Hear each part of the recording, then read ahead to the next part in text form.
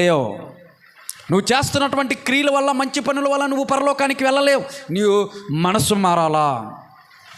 అంతేకాని తెల్లటి బట్టలు వేసుకున్నాను కాబట్టి ఇదిగోండి తెల్లటి బట్టలు, అలా నడక కూడా ప్రత్యేకంగా ఉంటుంది. మళ్ళీ బయటకు వచ్చిన తర్వాత వాళ్ళ మాటలు వేరేగా ఉంటాయి.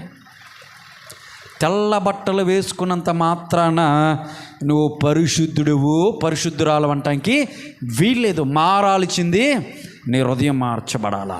అందుకని యేసు ప్రభుని యొక్క రక్తము, గొర్రె పిల్ల రక్తము చేత నీ వస్త్రములు ఏం చేయబడాలా?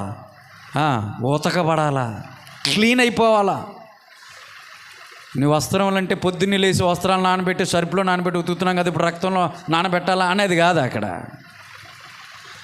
పాపముతో నిండినటువంటి మలినమైనటువంటి మన జీవితాలు వస్త్రాలకి సాదృశ్యం కనపడతా ఉన్నాయి. కాబట్టి యేసు ప్రభు గొర్రె పిల్ల రక్తము మాత్రమే